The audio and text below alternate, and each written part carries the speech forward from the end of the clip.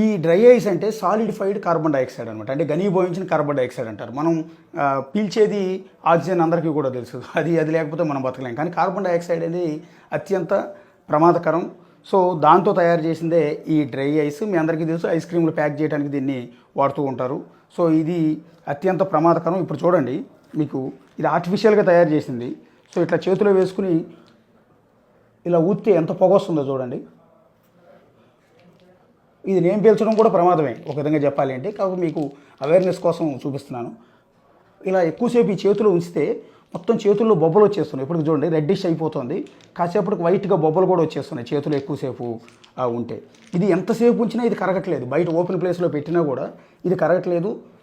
ఇందాక నేను చెప్పినట్టుగా ఇది సాలిడిఫైడ్ కార్బన్ డైఆక్సైడ్ అంటారంట.